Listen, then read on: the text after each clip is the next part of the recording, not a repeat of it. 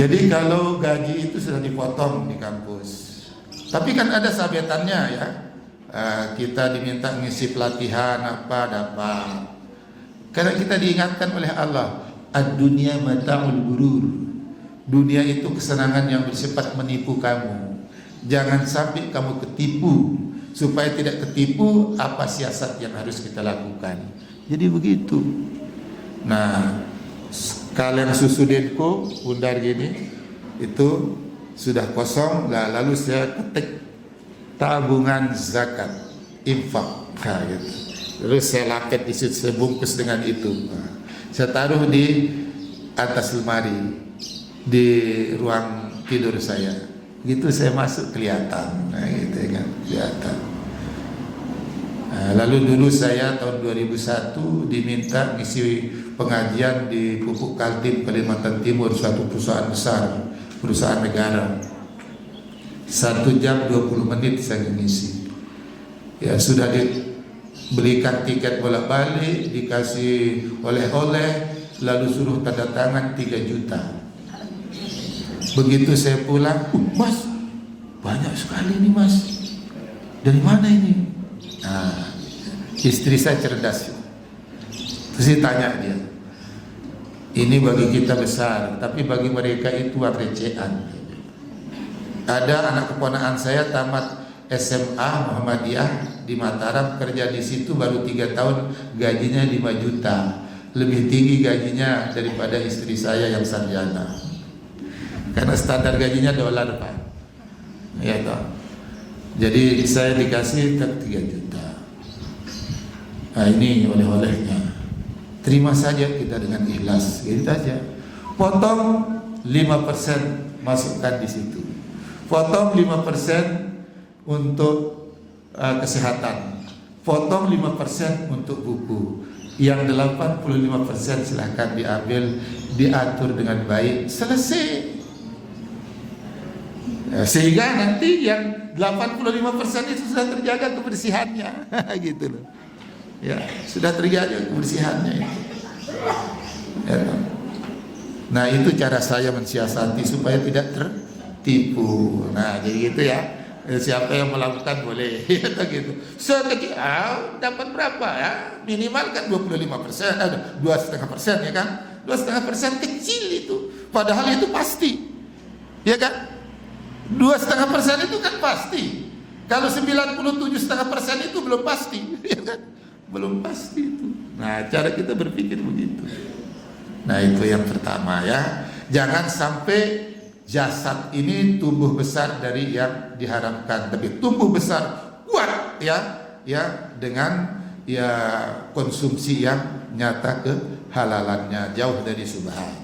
Itu yang pertama ya. Terus yang kedua, jangan sampai kita meninggalkan generasi yang dhiful iman. Ya, lemah imannya. Nah, oleh karena itu mendidik iman itu juga sejak dalam kandungan. Pendidikan yang pertama adalah tentang iman. Baca saja surat Al-Luqman juga begitu. Ya. Walaqad ataina Luqmanal hikmata an yashkur lillah wa man yashkur fa innama yashkuru li nafsi wa man kafara fa innallaha ghaniyyun hamid.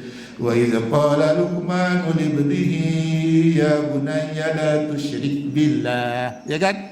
Inna syirka la zulmun azim. Wah, enak sekali itu, ya kan?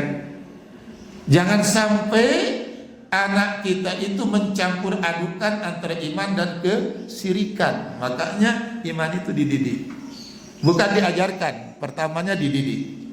Tidak usah kita mengatakan iman adalah apa, tidak usah.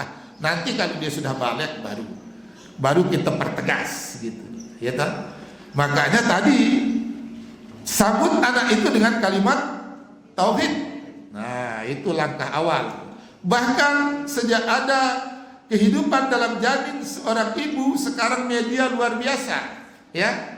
Ini kebetulan saya dapat cucu kemarin itu, ya kan, baru 1 bulan lebih. Nah, nanti di setel, apa ngaji, suaranya lirik-lirik, Nabi diperdengarkan itu, gitu caranya begitu. Dulu saya pernah baca buku orang Palestina, anaknya usia SD sudah hafal Al-Quran. Kenapa? Ditanya, karena waktu hamil itu, karena memang biasa ibunya itu tiada hari tanpa membaca Al-Quran, tidak hari. Terus 1 tahun yang lalu saya diutus oleh Muhammadiyah untuk menghadiri wisuda anak SD di kota Madya, Surabaya, di kota Surabaya, SD yang hafal 2 juz. Saya datang. Wah, banyak yang hafal 2 juz anak SD. Tapi ada yang hafal 23 juz. Kelas 5 yang hafal 23 juz itu. Ya tahu, 23 juz. Terus dipanggil bapak ibunya, cerita caranya mendidik anaknya itu tadi ngaji, terus kadang-kadang sambil bermain anak itu yang menghafal gitu ya, dikontrol ibu dan bapaknya bagi-bagi tugas, ya toh. Nah terus disuruh coba. Nah yang satu coba wali murid baca surat 2 ayat lanjutkan. Yang penting juz ke-23 ke bawah katanya. Terus sekretaris PWM Jawa Timur juga membaca Quran 2 baris 2 ayat lah, lanjutkan. Aku di sampingnya, Ustaz kalau mau coba, saya coba. Terus saya baca, wa ibadur rahmanil ladzina yamshuna 'alal ardi hauna wa idza khatabahumul jahilun qalu salama wa yabituna li rabbihim sujadan wa qiyama. Lanjutkan sampai selesai. Karena itu sudah akhir itu. Ya berapa ayat itu? Mantap. Lalu pertanyaannya, anak 5 tahun sudah balik belum? Belum balik. Lalu siapa yang mengajarkan? Pada hakikatnya yang mengajarkan Allah Subhanahu wa taala. Baca surat Ar-Rahman. Ar-Rahman 'allamal Qur'an, khalaqal insana 'allamahul bayan. Ya kan? Allah yang mengajarkan, yang melekatkan Quran itu ke hati anak, bukan ke pikiran, karena dia belum bisa mikir. Ke hati anak itu melekat. Ini salah satu cara Allah yang menjaga Quran itu supaya tetap hidup. Siapapun nanti yang ingin merusak, yang ingin memalsukan akan ketahuan. Dari dulu Nabi meninggal belum kering, ya siraman kuburan Nabi sudah ada yang menganggap dirinya dari Nabi, sudah ada yang mau memasukkan Al-Quran, tapi ketahuan. Allah memberikan petunjuk kepada hambanya untuk mengetahuinya. Jadi begitu. Jadi hati, ya toh, dimudahkan pada Allah bagi anak itu untuk menghafalnya, gitu. Bukan untuk memikirkannya, bukan, tapi menghafalnya, gitu. Nah ini makanya dibiasakan itu, ya toh. Nanti begitu lahir kita didik iman itu. Bagaimana cara mendidik? Bukan iman adalah, bukan begitu, bukan. Nah, kalau dia sudah bisa, umpamanya kita lihatlah umpamanya sejarah. Bagaimana sejarah? Husain Hasan itu masa kecil itu dibawa ke masjid, oleh mbahnya itu. Kalau dia nangis diambil oleh Nabi, digendong gitu. Kalau Nabi mau ruku dilepas gitu. Kadang waktu sujud ditunggang-tunggang kepala mbahnya oleh Husain Hasan itu, gitu. Nah, begitu selesai Nabi tidak mengatakan menghadap kiblat, yang dilihat kan jemaahnya siapa yang tidak hadir, gitu. Biasa begitu. Jadi kalau Nabi menghadap makmum itu bukan sekedar menghadap makmum. Oh ini kenapa Mahmud tidak ada? Oh dia sakit ya Rasulullah, kita doakan. Begitulah ya kesatuan sosial dalam jemaah itu luar biasa. Dia lalu Nabi tidak mengatakan maaf para jemaah tadi ya cucu saya mengganggu. Tidak begitu. Padahal waktu itu dia tidak nangis. Sekiranya juga nangis itu tidak akan mengatakan begitu. Karena pernah ya suatu saat dia menangis tidak mengatakan maaf cucu saya mengganggu. Dah.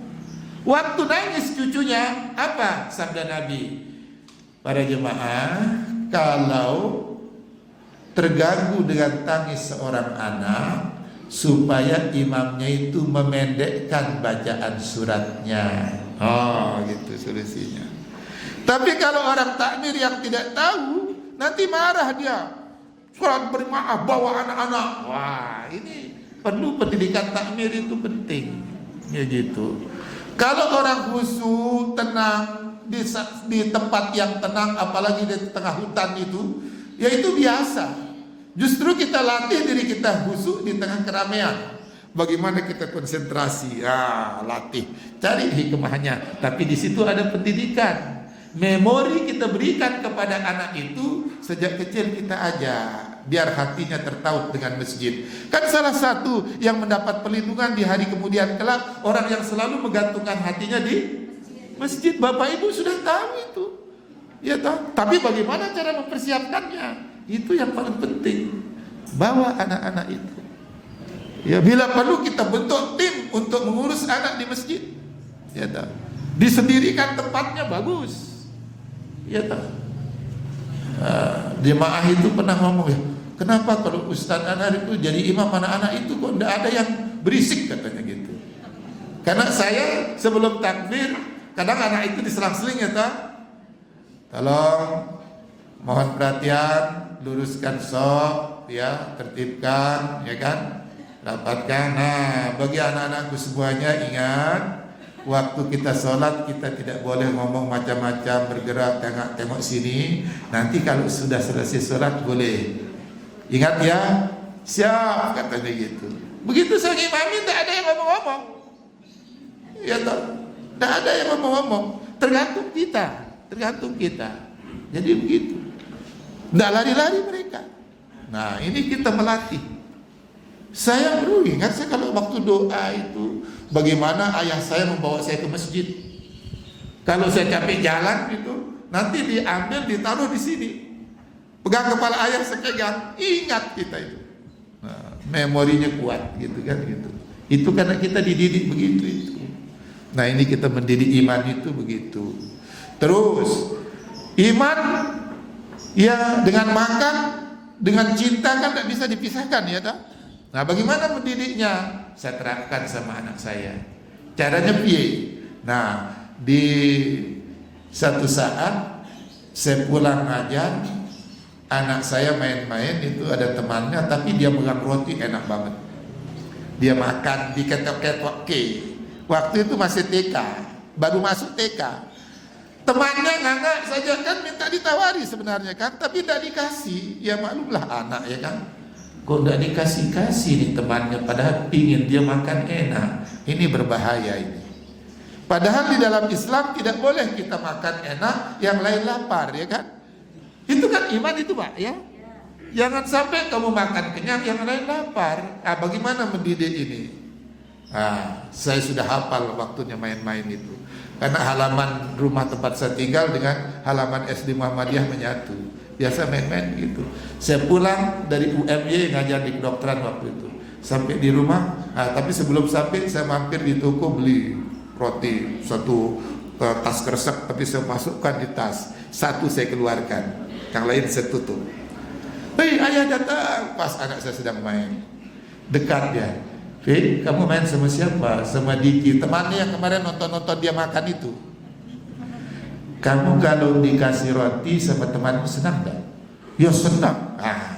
Kalau kita senang diberi orang, kita harus senang memberi, sehingga sama-sama senang. Oh begitu ya? Iya. Tidak boleh kita senang sendiri, yang lain lapar. Apalagi sampai minta, jangan sampai minta, ditawari. Begitu cara orang. Begitu ya? Iya. Nanti kita dicela oleh Allah kalau begitu caranya gitu. Ayah punya roti boleh, gitu. Saya keluar, tapi rotinya satu besar. Kalau satu iya ya. Gitu. Nah, maunya kan sendiri kan. Kalau satu, ya kalau satu sama-sama sepotong. Kalau dua sama-sama satu, gitu. Jadi sama-sama enak kan? Oh iya ya, panggil teman. Dik habis ini dik. Terus dia mau potong, jangan dulu dipotong. Saya kasih saran dulu. Kamu yang motong, nanti Diki yang milih. Nah ini pendidikan dua saya berikan itu. Kamu yang motong, nanti Diki yang milih. Oh gitu ya? Iya. Saya mau tertawa tapi saya tahan-tahan. Rotinya panjang, lebih panjang dari ini HP saya, terus diginikan tangannya. gini. Kenapa gitu? Nah terus dia hati-hati sekali potong, hati-hati supaya sama. Gitu. Nah, setelah sama tuh, ayo Dik mau milih yang mana? Gitu.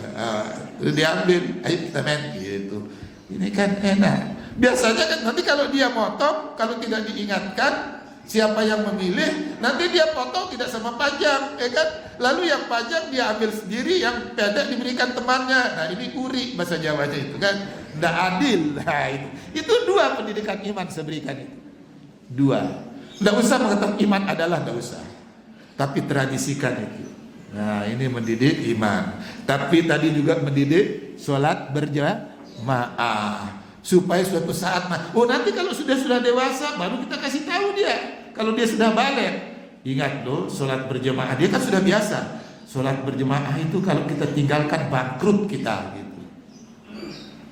Mengapa? Kalau kita sholat berjamaah ya satu kali sama pahalanya ya dengan kita sholat sendiri 27 kali. Gitu kan.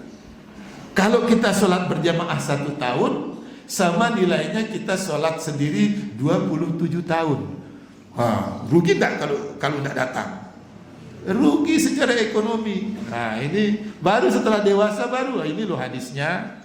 Dia semakin mantap, tidak akan mungkin yang mengabaikan sholat berjamaah. Nah kalau itu kita didik seperti itu. Kenapa? Karena sudah menjadi kebiasaan. Makanya di dalam pendidikan Islam itu target pertama mengadakan kebiasaan bagi anak, melakukan sesuatu yang baik supaya menjadi kebiasaan. Kalau yang baik itu sudah menjadi kebiasaan, ini modal yang paling besar bagi anak itu sendiri dan bagi orang tuanya. Apalagi terus mulai tentang doa untuk kedua orang tua, ya kan? Ini sudah kita tanamkan, tidak akan pernah dilupakan oleh anak itu. Jadi gitu. Yang mendidik iman itu begitu.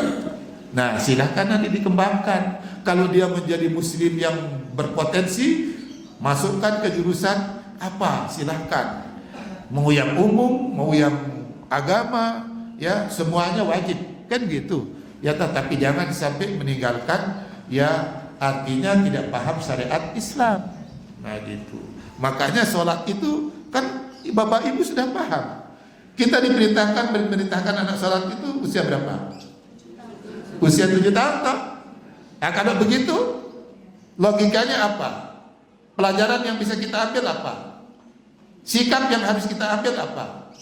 Sebelum usia 7 tahun anak itu harus sudah bisa ngaji, bisa sholat. Kalau ada anak usia 6 tahun belum bisa ngaji, belum bisa sholat, yang berdosa orang tuanya. Istighfar segera. Istighfar. Anak itu tidak bisa ngaji, tidak bisa sholat, tidak berdosa. Jangankan usia 7 tahun, usia 10 tahun dia tidak sholat, tidak ngaji, tidak berdosa. Tapi berdosa orang tuanya kalau tidak mendidik anaknya sholat. Itu persoalannya. Jadi silakan nanti dilihat di masyarakat, di keluarga kita, ada enggak anak kita, cucu kita usia 6 tahun belum bisa sholat, belum bisa ngaji. Kalau belum bisa, istighfar, kita tobat, ya bergeser, maju. Gimana supaya anak cucu kita, keturunan kita itu, ya sebelum usia 7 tahun sudah bisa sholat, bisa ngaji, baru datang perintah. Jangan perintahkan yang belum bisa, jangan. Nanti yang memerintahkan berarti ya tidak pas itu perintahnya itu. Nah jadi begitu. Perintahkan, terus dipantau. Jadi begitu. Cuma jangan ikuti saya, karena kan kalau 10 tahun kalau tidak mau kan pukul, ya kan. 8 tahun tegasi, 9 tahun tegasi. Kalau 10 tahun tidak mau, tepes dia. Bukan maksudnya menyakiti anak, tapi saya tidak usah diikuti, ya. Cuma saya mengawali. Belum usia ya 10 tahun sudah saya tepes dia. Waktu itu dia SD kelas 1. Saya pulang dari ngajar, kebetulan istri saya pas libur. Assalamualaikum. Waalaikumsalam. Dek gimana? Asal sudah sholat? Belum. Nah, ini kualitas pertemuan dengan anak itu yang perlu dijaga. Bukan lamanya berdampingan dengan anak. Ada orang tua 24 jam berdampingan dengan anak tapi tidak ada kualitasnya. Ngaji tidak pernah dipersoalkan. Berarti tidak berkualitas itu. Kita begitu datang, kita tanya, sudah sholat belum? Belum. Sudah disuruh? Sudah. Lagu lama ya, apa? Mengkose, ya gitu kan itu. Mengkose.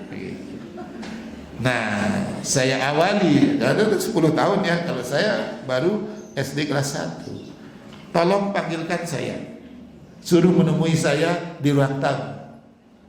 Oh ya, nanti kamu ingatkan dia.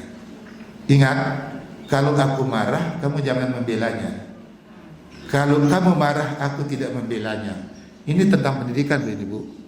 Ada kadang-kadang bapaknya marah, ibunya membela. Anak sayang-sayang. Nah, itu tidak boleh itu, jangan. Nanti anak itu jadi manja. Ya, caranya bagaimana? Kalau aku marahin dia, kamu kasih tahu kenapa ayah marah. Lalu marah itu benci atau karena senang? Karena sayang. Itu dikasih tahu. Nah, mungkin ayah itu marah kalau tidak ada kesalahan. Karena seorang ayah itu ingin anaknya selalu baik, kan gitu. Sama, nanti kalau kamu marah, kamu sesabar apapun kamu bisa marah, saya bilang. Nanti kalau kamu marahi dia, aku tidak akan pernah membelanya di depanmu. Nanti saya ajak pergi, kamu tahu tidak kenapa ibu marahi kamu? Ibu itu kan tak biasa marah, mesti ada salahmu. Nah, jadi begitu caranya. Ini kerjasama dalam mendidik iman itu. Supaya jangan ada timbul rasa benci terhadap orang tua, terhadap ibu, atau sebaliknya terhadap ayah di saat anaknya marah. Boleh marah? Boleh. Jadi pemarah yang tidak boleh. Nabi juga pernah marah kok. Ya toh. Jadi kalau melihat kemungkaran marah dia. Ya, yang dibenci kemungkaran, jangan benci orangnya. Kan gitu loh. Jadi begitu. Nah, anak saya dulu datang. Biasa ada anak saya kalau dipanggil ayah di ruang tamu ditunggu, nanti dia begini. Saya tekuk kakinya sebelah, ya, kakinya saya tekuk, telapak kakinya sepukul. Dia, yang sakit tanganku Pak. Siapa yang mau nyakiti anak? Tidak ada. Anak sudah didamba-dambakan kehadirannya kok disakit-sakiti. Ya toh. Memukul itu tidak ada apa-apanya ketimbang mentalnya akan rusak. Ya kan? Itu ada yang lebih berbahaya itu kalau dibiarkan gitu. Siapa yang nyuruh sholat? Ibu. Ibu tidak pernah nyuruh sholat. Tidak pernah. Padahal disuruh. Biar sedikit-sedikit. Ayah tidak pernah nyuruh sholat. Cari-cari jawaban dia. Diam. Tapi saya sudah siapkan Quran tebal itu, besar itu, ya sebesar laptop besar gitu. Nah, saya sudah bukakan. Dia sudah bisa ngaji karena urusan ngaji urusan saya. Urusan Latin, baca Latin urusan ibunya, saya bagi tugas. Masa aku dosen, istriku guru BP, tidak bisa kerjasama? Nah, kamu bagian Latinnya, aku bagian Qurannya. Gitu, cepat bisa dia. Nah, coba kamu baca ini. Ya ayyuhallazina amanu aqimus shalah. Cukup. Coba baca terjemahannya. Hai orang-orang beriman, ya, dirikanlah salat. Quran ini firman siapa? Allah. Berarti yang memerintahkan siapa? Allah. Kalau Allah memerintahkan kita kapanpun dimanapun kan Allah tahu kan? Kita ajar sudah itu. Ya, kamu tidak sholat Allah tahu. Kamu sholat Allah tahu. Kamu sholat asal-asalan Allah tahu. Kamu sholat dengan tenang Allah tahu. Kamu sholat sampai dengan diawali wudhu tahu. Kalau kamu tidak wudhu tahu. Kalau wudhumu tidak sah juga tahu. Nah, sampai sedetail itu saya katakan. Jadi yang memerintahkan itu Allah. Lalu ibu itu mengingatkan dan mengajarkan. Ayah juga begitu, mengingatkan dan mengajarkan supaya kamu bisa melaksanakan perintah Allah itu. Paham? Paham ya, sekarang sholat. Gitu. Sekali itu saja. Setelah itu tidak pernah. Ya, 2 hari berikutnya aku pulang, tok assalamualaikum, waalaikumsalam, buka pintu dia. Ayah sudah sholat? Wah sudah, ngimami, ya gitu. Saya juga sudah sholat, nah gitu kan. Jadi kan enak. Dan pembantu saya fungsikan sebagai pendidik iman di rumah. Jangan hanya tukang masak, jangan tukang cuci, jangan. Kalau ada pembantu saya kumpulkan rapat keluarga biar anak tahu ini ya kita tambah keluarga sekarang mbak ini itu. Apalagi yang selama ini yang membantu kami dari unsur keluarga, karena itu yang diinginkan oleh istri saya, kalau bisa diutamakan keluarga dulu katanya. Nah, keluarga, nah, kita tambah keluarga supaya apa? Kita latih anak kita itu menghargai orang lain. Ini iman, pendidikan iman ini Pak, ya Bu. Terus kalau sudah matang apa? Ayo kita makan bersama. Jangan seperti orang-orang elit. Nanti makan, wah, yang pembantu winking aja, winking ya, di belakang, di belakang. Kalau saya enggak Pak, meja, siap, ayo pada kumpul. Mbaknya, ayo nanti aku belakangan Pak. Enggak usah belakangan, sama-sama. Nah kita makan sama-sama, apalagi dia masak. Saya pembantu duluan makan, dia yang mengerjakan kok. Ya toh? Kan tidak mungkin dia siapkan kita sisa, tidak mungkin, ya kan? Tidak berani dia, ya kan? Ya. Tapi mari kita duduk makan bersama. Ya kan? Jadi begitu. Ada penghargaan. Tapi kan di sisi lain ada masyarakat, kalau pembantu jangan di sini, tidak sopan. Nah, gitu kan? Yang penting kan aturan makannya yang kita tetapkan. Mari kita doa bersama. Ya toh. Kalau makan jangan sambil ngomel, apalagi ngomel. Hindari sambil ngomong-ngomong. Itu cara Nabi. Ya, saya berikan contoh. Nabi waktu menerima ayat pertama sampai kelima itu gitu turun dengan rasa cemas ya toh, karena ada suara tok itu kan. Lihat Nabi itu dalam keadaan cemas, raut mukanya sedih. Tidak ditanya dia berbondong, pertanyaan diberondong dah. Dilihat kayaknya kok suami saya seperti ini. Begitu dia dekat, ya Khadijah, zamiluni, kemudian apa ya Khadijah katanya. Terus diantar dia ke tempat tidur, dibiarkan dia tidur lelap Nabi. Setelah itu sudah disiapkan ya wejangan. Begitu dia baru ditunggu suaminya di samping itu di kamar tidur itu. Begitu bangun sudah disiapkan bersih-bersih selesai. Ayo kita makan, kira-kira begitu. Makan sama-sama. Makan beneran, tidak sambil bertanya-tanya. Kenapa tadi pulang begini? Dah, makan dulu. Makan selesai, sudah makan, sudah selesai beres-beres, sudah duduk santai. Nah, pada waktu duduk santai itulah kalau saya boleh bertanya, kenapa waktu pulang turun dari gua kok kelihatan begini, ya baru diceritakan. Itu akhlak Nabi. Waktu makan sama istrinya sama suaminya tidak dicampuri dengan berbagai macam tema pembicaraan. Tidak, itu makan sehingga tidak keselak makannya itu, tenang, ya kan gitu ya toh. Nah gitu, mari. Nah, jadi begitu. Ya. Nah, saya dengan pembantu begitu Bu. Ya, kalau ada pembantu kita duduk bersama. Terus saya ingatkan pembantu, ingat. Kita kan tidak selamanya di rumah waktu sholat. Kalau waktu sholat telah tiba, semua kegiatan dapur, kegiatan nyuci apapun kamu hentikan.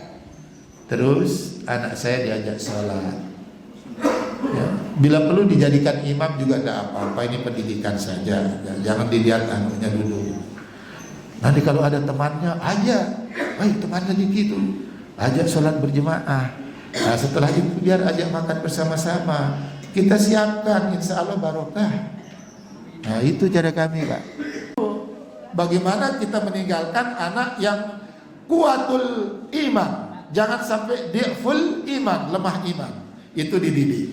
Baru nanti jangan sampai meninggalkan anak yang di'ful ilmi, lemah ilmu, nanti menjadi bacaan orang jahat kalau lemah ilmunya. Lalu tidak bisa berbuat amar ma'ruf nahi mungkar, tidak bisa melaksanakan ibadah secara lebih luas kalau ilmunya kurang, ya kan? Tidak bisa beramal banyak kalau ilmunya kurang. Nah, ini belum kita bahas.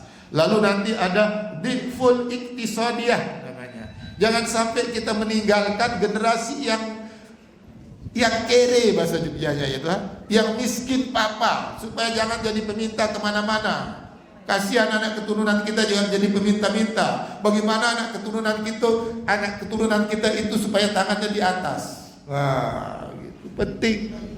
Orang tua itu, makanya ada pembagian warisan itu penting, ya kan? Supaya anak kita itu tidak lemah secara ekonomi, bisa mewarisi sikap orang tuanya, suka memberi, sosial, dermawan. Nah, kan begitu ya. Nah, juga jangan sampai kita meninggalkan generasi yang di'ful iktisadiyah, lemah konteks sosialnya, kemasyrakatannya. Tapi sebaliknya kita tinggalkan generasi penerus yang pandai bermasyarakat karena mengikuti jejak orang tuanya. Begitu ya. Nah, karena waktunya sudah habis, ya hanya itu yang bisa saya sampaikan. Ini sudah kayaknya sudah, ini kan sampai jam, kalau jam saya sudah jam 7:10. Ya, biasanya 1 jam kan? Tadi kita mulai dari jam 6. Ibu-ibu, bapak-bapak banyak kegiatan. Sedikit yang kita pelajari bersama, tapi kita amalkan supaya kita tidak disekap oleh Allah dalam surat As-Saff, ya ayyuhallazina amanu lima taquluna ma la taf'alun. Hai orang-orang beriman, mengapa kamu tidak laksanakan apa yang kau katakan, apa yang kau akui kebenarannya, apa yang sudah kau pelajari, mengapa kau tidak laksanakan? Kabura maqtan antaquluna ma la taf'alun. Allah itu murka kalau kita pandai berkata tapi tidak pandai beramal. Cekap semanten atur kaula kurang dan lebihnya kaula nyun fangapunten. Akhirul kalam wabillahi taufiq wal hidayah wa fastabiqul khairat. Assalamualaikum warahmatullahi wabarakatuh.